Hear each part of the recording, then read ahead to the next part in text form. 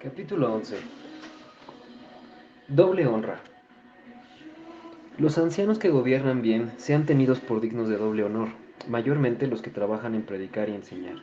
Pues la Escritura dice, no pondrás bozal al buey que trilla, y digno es el obrero de su salario. Primera de Timoteo 5, del 17 al 18.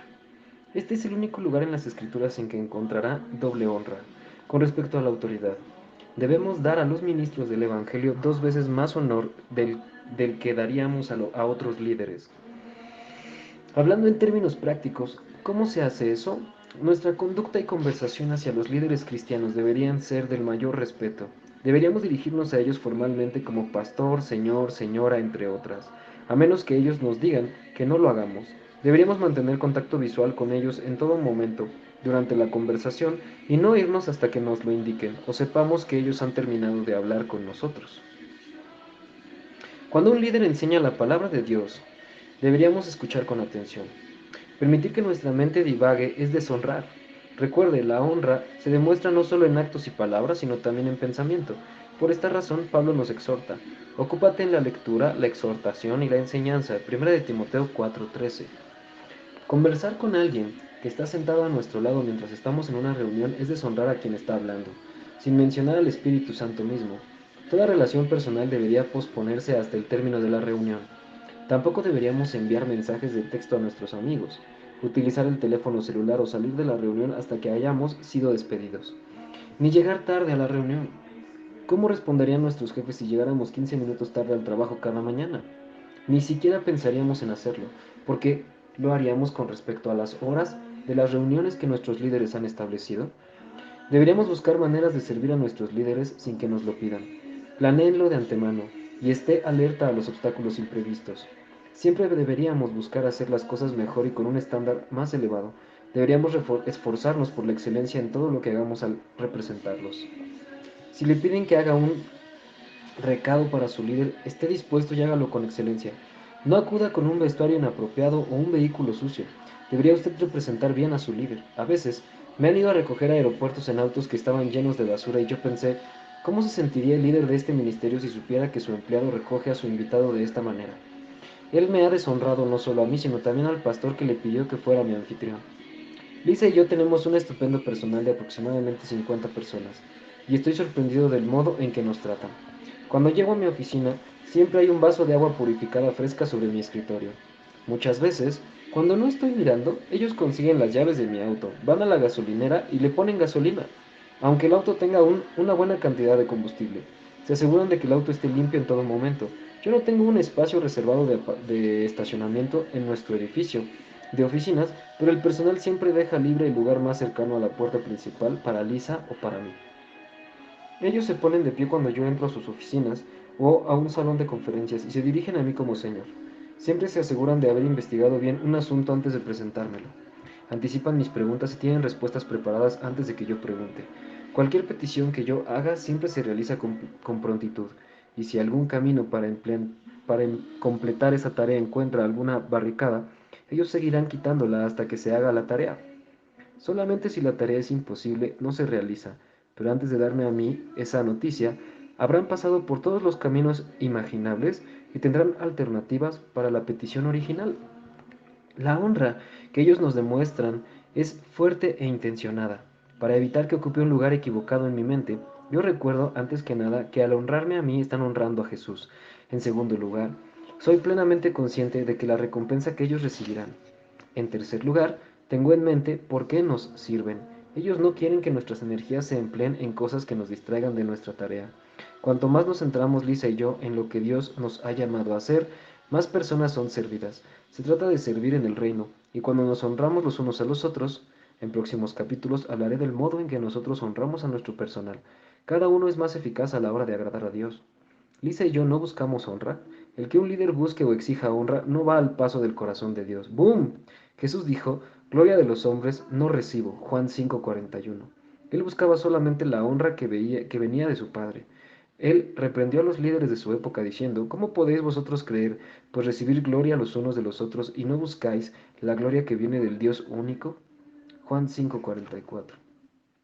Aquellos líderes Buscaban la alabanza y la honra de los hombres a fin de alimentar su ego, orgullo y personalidades controladoras. Jesús recibía honra de hombres y mujeres por causa de ellos y principalmente por causa de su Padre. También nosotros, como creyentes, debemos comprender plenamente que la honra que se nos da debemos pasarla en nuestro corazón a Jesús y al Padre. Y deberíamos regocijarnos por causa de quienes nos la dan. Somos totalmente conscientes de que el Padre a su vez honrará a quienes nos honran. Ellos recibirán una recompensa. No hay modo de que enfatice este punto lo bastante. No importa quién sea usted, si busca ser honrado por cualquier otra razón, está andando por un camino que no conduce a la vida y la piedad. Finanzas dobles. Hay vastos escenarios de los que podría escribir al dar doble honra a los ministros del Evangelio. Sin embargo, aún no he tocado los puntos concretos de lo que el Espíritu Santo está diciendo por medio del apóstol Pablo en 1 de Timoteo 5 del 17 al 18. Si seguimos leyendo, descubrimos que él se refiere concretamente a las finanzas. Pablo completa su frase con digno es el obrero de su salario. La nueva versión internacional dice el trabajador merece que se le pague su salario. Una vez más, este principio espiritual se encuentra en las palabras de Jesús a sus discípulos. De cierto os digo, el que honra al que yo enviare, me honra a mí, y el que me honra a mí, honra al que me envió. Juan 13:20. La palabra recibe se ha cambiado por honra. Observe las palabras, al que yo enviare. Puede ver cómo Jesús lo personaliza. También vemos esto mismo en el modo en que Pablo describe cómo ha sido comisionado y enviado el liderazgo quíntuple. Y él mismo constituyó a unos apóstoles, a otros profetas, a otros evangelistas, a otros pastores y maestros. Efesios 4:11. Observe las palabras, él mismo constituyó. Jesús personalmente da el ministerio quíntuple. Son los ancianos dentro del cuerpo de Cristo que trabajan en predicar y enseñar. 1 Timoteo 5:17. Dios afirma concretamente que ellos deben ser honrados al pagarles doble. En más de 20 años de viajes nunca he visto una excepción a este mandamiento. He ido a iglesias desde el pastor y los pastores asociados no se les pagan bien. Conducen autos viejos, viven en casas rentadas o indeseables. Mientras tanto, muchos de los miembros de la iglesia viven en casas más bonitas y conducen autos más bonitos. Sus hijos asisten a mejores escuelas. Sin embargo, el hecho irónico es este. Al investigar el estado económico de los miembros, se descubre que la mayoría de ellos batallan. Los hombres y mujeres de negocios continuamente experimentan contratiempos y hasta pérdidas a largo plazo, y como resultado, muchos están de deudas hasta el cuello. Muchas familias se enfrentan con frecuencia a problemas que se comen sus reservas. Nadie parece tener el dinero extra en efectivo para poder ayudar a otros que tienen necesidad. ¿Podría ser eso un resultado de que los creyentes pasen por alto el mandamiento de Dios de pagar bien a sus líderes?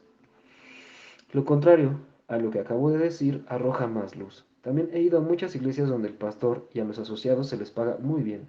Todos ellos conducen autos bonitos y viven en bonitas casas. A sus hijos no les falta nada.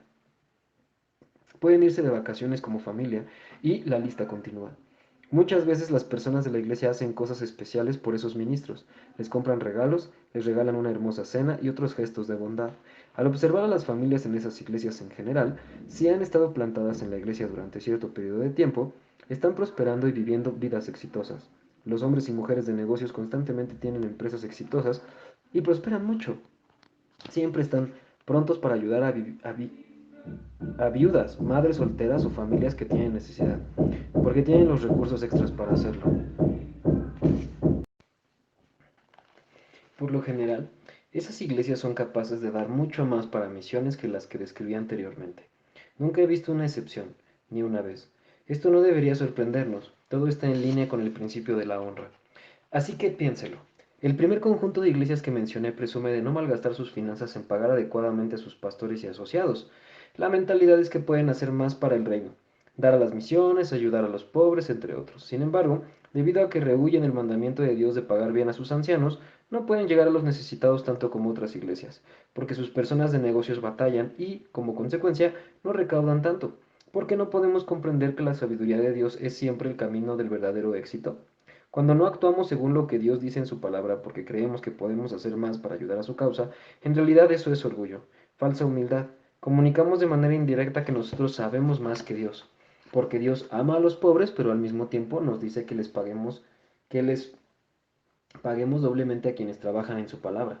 Comprendo que se ha abusado de esta verdad, especialmente por parte de un pequeño porcentaje de ministros en América. Me entristezco cuando los líderes hablan constantemente sobre dinero y cosas materiales. Viven un estilo de vida de opulencia y están más centrados en las cosas temporales y en un estilo de vida lleno de placeres que en alcanzar a las almas perdidas y que sufren. Ellos tienen una verdad, pero han perdido el latido del corazón del ministerio y han cambiado de rumbo hacia el camino de los asalariados. Ahora su predicación está torcida y han perdido su efectividad. Escuche lo que Dios le dice a los líderes como estos. Sus atalayas son ciegos, todos ellos ignorantes, todos ellos perros mudos.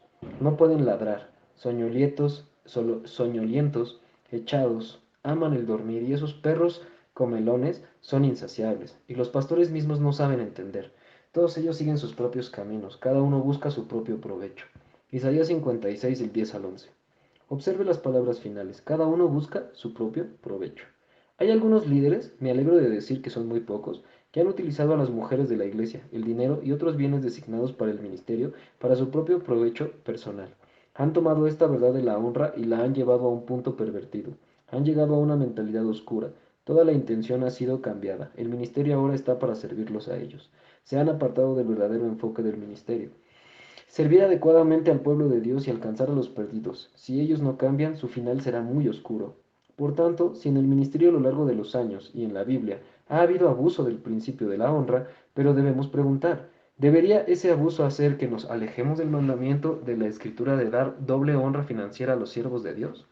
Ante los ojos de Dios nunca se subsana un error cometiendo otro. Un increíble giro imprevisto. El ejemplo más vívido del que he sido testigo de las consecuencias de no dar honra económica a un líder eclesial se produjo en los años en que viajábamos. Recuerdo que mi esposa y yo condujimos para ministrar en una iglesia de aproximadamente 120 personas. Esta iglesia había existido durante años y su membresía fluctuó entre 35 y 120 miembros.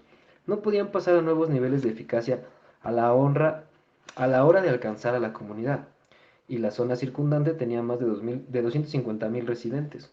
El calendario era que dirigiéramos un encuentro de 4 días. El pastor nos pidió si podíamos quedarnos en su casa, ya que sería un esfuerzo para la iglesia llevarnos a un hotel. Nosotros estuvimos de acuerdo, ya que ellos también eran amigos nuestros mucho tiempo antes de que comenzáramos a viajar. Llegamos el sábado en la noche y observé que la pareja no vivía en una casa sino en un dúplex rentado. Su auto era viejo y no tenían mucho, pero lo que tenían lo pusieron totalmente a nuestra disposición. La hospitalidad de la esposa era extraordinaria y eran una pareja muy amable y compasiva. Yo quedé sorprendido de que la esposa siguiera trabajando en un empleo que requiera viajes frecuentes. Ella estaba fuera de la ciudad unos 15 o 18 días por mes. Las reuniones fueron bastante bien, sin embargo, había cierta presión en la atmósfera. Simplemente no podíamos sentir progreso en la presencia, poder y unción de Dios. Parecía haber un bloqueo para recibir del cielo. Las personas de la iglesia eran cordiales y muchas parecían amar a Dios profundamente. Yo estaba perplejo. Pasé una cantidad de tiempo considerable en oración el tercer día de las reuniones. Mi espíritu estaba agitado y no podía identificar el problema ni quitarlo. Mientras oraba, seguía pensando en cómo ese pastor y su esposa no estaban bien cuidados económicamente hablando. Finalmente oí decir a Dios, debes tratar este problema en el servicio de esta noche. Le pregunté a Dios cómo, y Dios reveló que el modo de romper esa barrera era enseñar a las personas la importancia de bendecir financieramente a su pastor. Yo sentí con mucha fuerza recoger una ofrenda para ellos personalmente, aunque seguía sin saber de modo preciso cómo lograría eso. Aquella tarde el pastor me dijo, John, no voy a recoger la ofrenda para tu ministerio esta noche. Me gustaría que lo hicieras tú. Yo sonreí, al saber que ya tenía una puerta abierta. En lugar de recoger la ofrenda para nuestro ministerio, la recogería para el pastor y su esposa. Cuando el pastor me presentó esa noche y yo pasé a la plataforma, él me susurró, recuerda, John, tienes total libertad en la ofrenda. Yo solo sonreí. Sabía que él estaría totalmente sorprendido por mi curso de acción. Desde el púlpito pedí a la iglesia que abriera sus Biblias en 1 de Timoteo 5:17. Procedí a enseñarles durante los siguientes 45 minutos acerca de la importancia de ocuparse económicamente de su pastor. Si puedo escribir esto sin sonar pomposo, reprendí a aquella congregación con firmeza. En un punto dije, ¿por qué está la esposa de su pastor en un empleo secular y teniendo que viajar la mitad del mes? Esta pareja debería estar financieramente lo bastante fuerte para que ella se quedara en casa al lado de su esposo. La cara del pastor estaba cada vez más sonrojada. Estaba nervioso por la confrontación. Tenía temor de que las personas pensaran que él me había dicho que dijera eso y temía el éxodo de varias familias.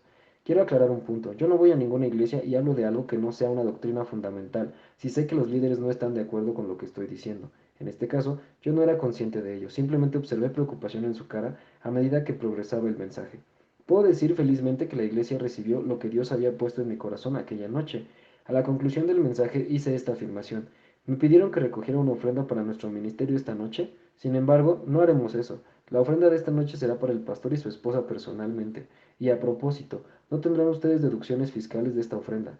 Quiero que demuestren su agradecimiento por el regalo de Dios, su pastor. Recogimos la ofrenda y el servicio concluyó. Después hablé con varias personas y el pastor se fue a las oficinas de la iglesia. Cuando descubrí que él se había ido del santuario, yo también me dirigí hacia allá. Cuando lo encontré, no pude evitar darme cuenta de que su cara ya no estaba roja, estaba blanca. Yo ya sabía que la noticia sería buena. Sonreí y pregunté cuánto fue la ofrenda. Él me dio la cifra y yo estuve a punto de desmayarme. Era más de 3 veces la mayor cantidad que se había recogido jamás un domingo. Yo sabía que sería buena, pero lo que él me dijo estaba muy por encima de lo que yo podría haber imaginado para una iglesia de ese tamaño. El lunes siguiente recibí una llamada del pastor. Con voz emocionada me dijo, John, te estoy enviando una cinta de audio del servicio del domingo. Su ofrecimiento me agarró por sorpresa y dije, muy bien, escucharé lo que predicaste ayer. John, respondió él con rapidez, yo no prediqué. Durante 2 horas completas los miembros de mi congregación subieron a la plataforma de modo espontáneo y testificaron de los increíbles milagros económicos que les habían sucedido esta semana en sus hogares y sus negocios. Yo estaba asombrado, pero no sorprendido. Sabía que Dios haría una obra increíble, pero no me di cuenta que sería tan rápida. 3 años más tarde regresé a la iglesia. Ellos ya no se reunían en un local, renovaron y se mudaron a un sitio de secundaria. Eso no es todo. La iglesia no rentó el instituto, lo compró. La asistencia se multiplicó por 5. La esposa del pastor pudo dejar su empleo porque él fue honrado económicamente y las familias y las personas de negocios de la iglesia prosperaron como resultado. No digas que me gusta algo. Nunca falla. Si honramos a nuestros líderes espirituales financieramente, prosperaremos en nuestra propia vida. Yo veo al doctor David Cho, pastor de la iglesia más grande del mundo en Seúl, Corea del Sur. Él comenzó la iglesia en un poblado hace años y en el momento de escribir esto, 2 de los miembros de su junta me han dicho que ahora tiene más de 5.000 millonarios en su congregación. Yo he sido su anfitrión en unas cuantas ocasiones. He jugado con él al golf y he comido en restaurantes con él y sus compañeros de viaje. Él normalmente viaja con varios hombres de negocios y asociados. Esos hombres se aseguran de que él esté bien cuidado. Le compran cualquier cosa que necesite y yo he tomado buena nota de que ellos no se sientan a comer hasta antes de que él se haya sentado. Lo honran mucho. Podría ser la hora, podría ser la honra que ellos muestran a su pastor la razón por la cual la iglesia, que comenzó en una zona muy pobre de la ciudad, tenga tantos miembros ricos. Yo tengo un buen amigo llamado Al Bryce. Él es pastor en los Estados Unidos y está en la junta de liderazgo de nuestro ministerio. Al jugó en el torneo de golf para amateurs en los Estados Unidos en el 80 y es un excelente golfista. Al Dr. Cho le gusta jugar junto con muchos de sus asociados y amigos, así que creó un vínculo particular con Al. En cierta ocasión el Dr. Cho y sus asociados estaban en los Estados Unidos y organizaron para que jugara con Al. Uno de los hombres que viajaba con el Dr. Cho se bajó de su auto rentado y sacó sus palos de golf. Él acababa de comprar una nueva bolsa de diseño mientras estaba en la Quinta Avenida en Nueva York que costó miles de dólares. Al, para ser amable, comentó lo bonita que era la bolsa. De repente, para sorpresa de Al, ese hombre comenzó a sacar sus palos de golf de la bolsa nueva y cuando estuvo vacía agarró los palos de Al que estaban en su bolsa y comenzó a meterlos en su bolsa de diseñador. Al enseguida dijo, no, deténgase, ¿qué hace? Lo estoy honrando, dijo el hombre coreano, y quiero regalarle esta bolsa. Mi amigo intentó detenerlo, pero él no se dejó convencer. Unos meses después, Al estaba en Corea y, una vez más, preparado para jugar al golf con el Dr. Cho y sus asociados. Vio un par de zapatos de golf muy bonitos en la tienda para profesionales y comentó, wow, esos zapatos se ven estupendos. Uno de los hombres del Dr. Cho inmediatamente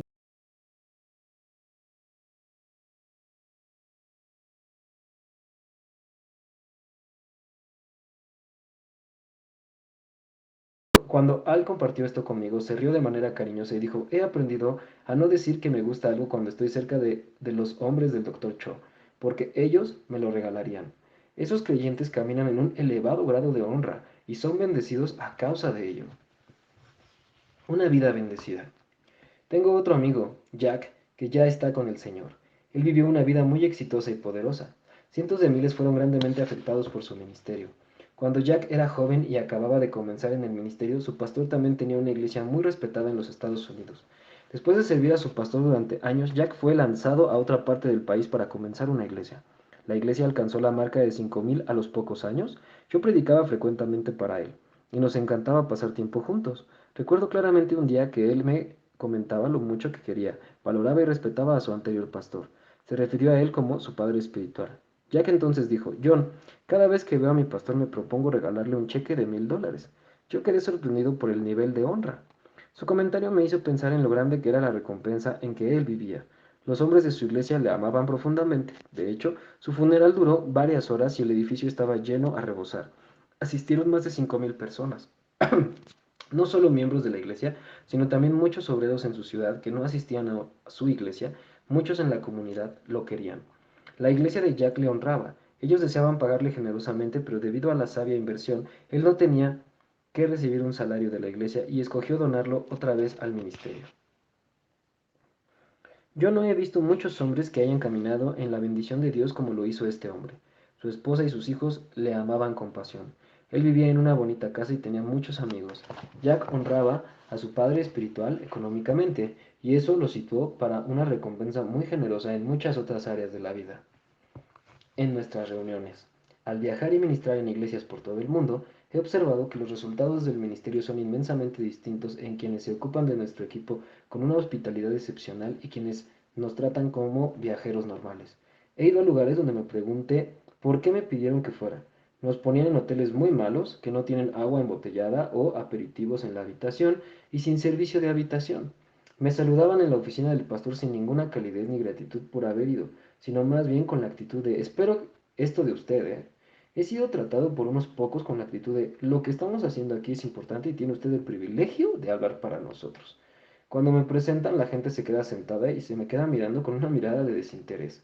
Casi se pueden oír sus pensamientos. Ya lo hemos oído todo. ¿Qué tiene usted que sea diferente? Cuando hablo, siento como si me estuvieran poniendo a prueba. Salgo de esas reuniones sintiéndome agotado. Espiritualmente he tenido que arar la resistencia durante todo el tiempo, en lugar de ser atraído por corazones hambrientos. Luego, el pastor me entrega una ofrenda tan escasa que si su iglesia recibiera esa cantidad cada semana no podrían sobrevivir. Estoy contento de decir que esto no sucede con frecuencia. Recuerdo un incidente concreto.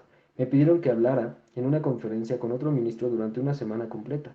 El pastor compartió que ellos habían recaudado más de $250.000 para las reuniones. Yo estaba muy contento por ello. Sin embargo, cuando me fui, me entregaron un cheque de $600 para nuestro ministerio.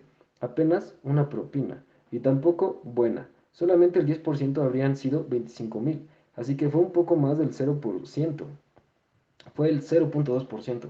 He aprendido que eso no afecta a nuestro ministerio porque Dios siempre nos da lo que necesitamos por medio de algún otro camino. Cada vez, en el pasado, que iglesias nos han dado propinas de esta manera, entre paréntesis, supongo que realmente no puedo describirlo como una propina, porque está muy por debajo de los estándares para las propinas. Hemos recibido esa misma semana un donativo muy grande de algún individuo, o hemos ido a otra iglesia y ellos nos dieron una ofrenda enorme. Me encanta porque sé que es como si Dios nos estuviera diciendo: yo lo sé, no se preocupen. He visto la fidelidad de Dios al suplir para nosotros y nunca he perdido el sueño por ello. Mi tristeza es porque quienes dan las migajas, pues han perdido una oportunidad de recibir una gran recompensa al honrar a quien Jesús les envió. En la otra cara de la moneda, he ido a reuniones en las que, desde el momento en que me recogieron en el aeropuerto hasta que me volvieron a llevar, me recibieron con emoción y me trataron con extrema bondad y genuina hospitalidad. Llego a la habitación de mi hotel y me dan la bienvenida con una gran cesta de frutas, refrescos y aperitivos que puedo tomar durante una semana. La iglesia preguntó de antemano a nuestra oficina qué tipos de alimentos me gustan como aperitivos. Hasta he llegado y encontrado regalos esperándome en la habitación de mi hotel, como una vela, una pluma, una bonita camisa o colonia. Me llevan a los mejores hoteles en la zona y se aseguran de que tenga servicio de habitación y otras comodidades que hacen que la vida viajando sea más parecida a la de mi casa. No solo hacen eso conmigo, sino también con los asistentes que viajan conmigo. Cuando subo a los púlpitos recibo la bienvenida con personas puestas en pie dando un gran aplauso. Están agradecidos a Dios por haber enviado a uno de sus mensajeros y anticipan con emoción el oír la palabra de Dios. Escuchan la palabra con atención, nadie se mueve ni habla durante el servicio, porque no quieren perderse ni un solo punto. Dan la bienvenida a la presencia de Dios durante el tiempo de ministración y finalmente se apresuran a las mesas de materiales para echar un vistazo a los libros. Esas iglesias hablan con nuestra oficina o conmigo meses y aún años después y hacen comentarios como, dimos un giro cuando usted vino, o nuestro personal y la iglesia no han vuelto a ser los mismos. Fue como si subiéramos a un nuevo nivel. Yo a veces me río por dentro porque quizá justamente la semana anterior yo estuve en una iglesia que nos trató como a viajeros normales. Ministré sobre el mismo tema y fui con el mismo propósito, pero los resultados fueron muy pocos. Y no se hicieron comentarios cuando yo me fui. Una vez más se demuestra que no tiene nada que ver conmigo, sino con el modo en que soy recibido.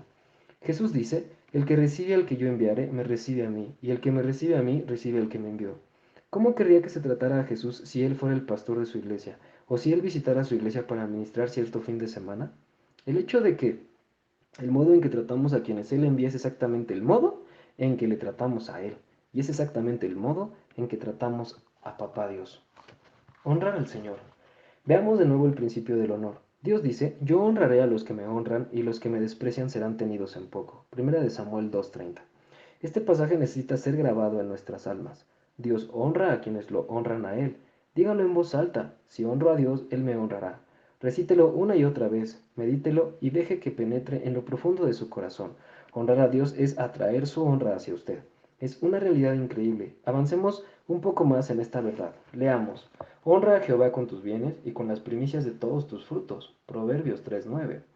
Se nos dice que honremos a Dios con nuestras posesiones. La nueva versión internacional dice, honra al Señor con tus riquezas y con los primeros frutos de tus cosechas. Una manera en que honramos al Señor es dándole nuestro dinero.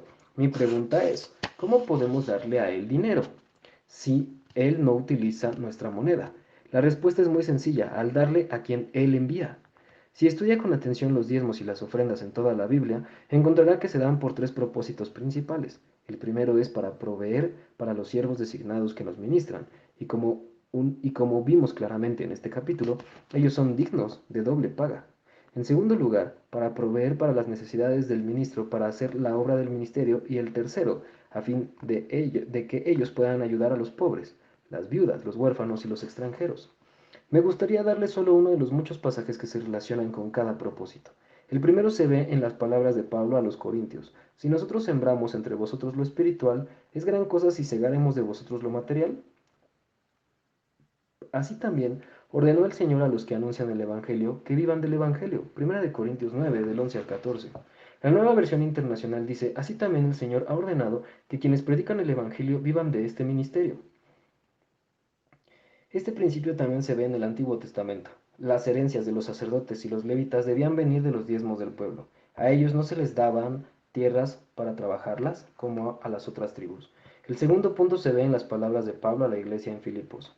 Y sabéis también vosotros, oh filipenses, que al principio de la predicación del Evangelio, cuando partí de Macedonia, ninguna iglesia participó conmigo en razón de dar y recibir, sino a vosotros solos, pues a una Tesalónica me enviasteis una y otra vez para mis necesidades.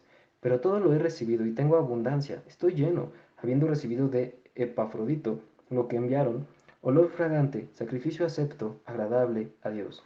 Filipenses 4 del 15 al 16 y el 18. Puede ver que sus donativos económicos capacitaron a Pablo para llevar a cabo la obra a la que era llamado.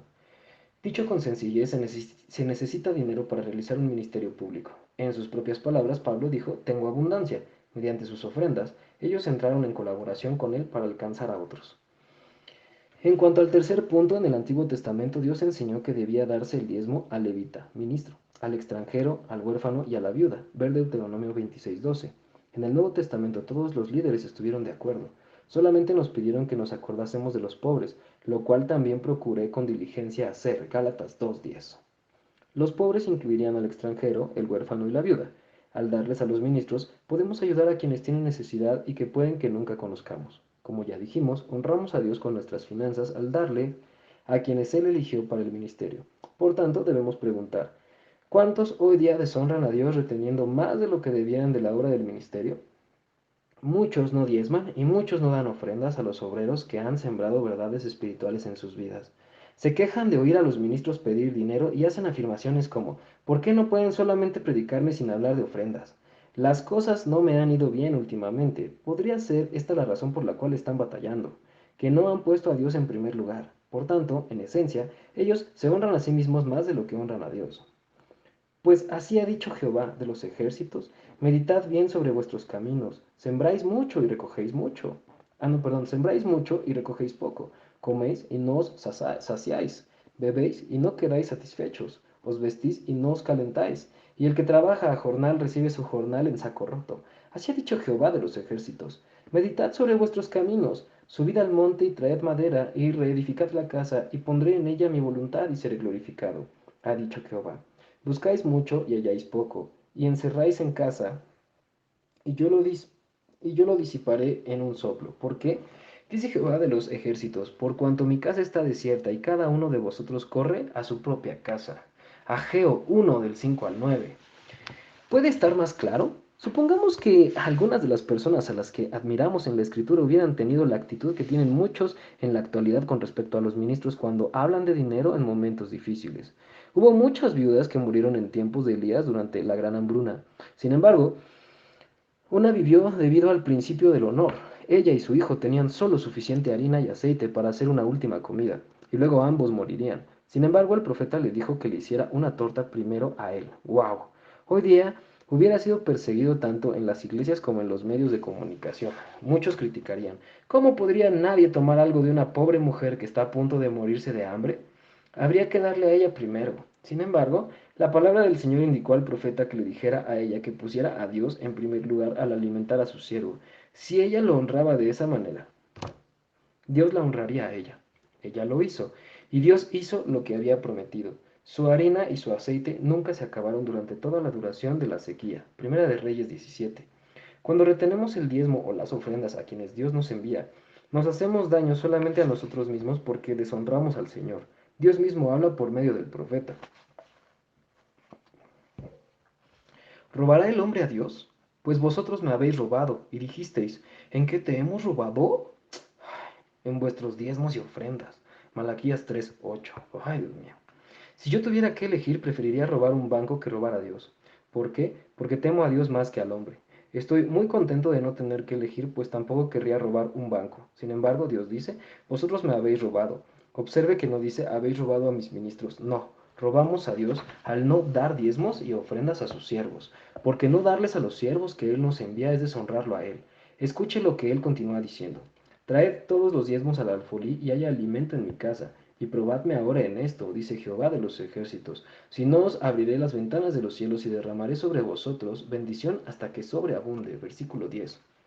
Observe que Dios mismo afirma que la bendición del diezmo será tan grande que sobreabunde. Por tanto, en esencia, la bendición será incontenible.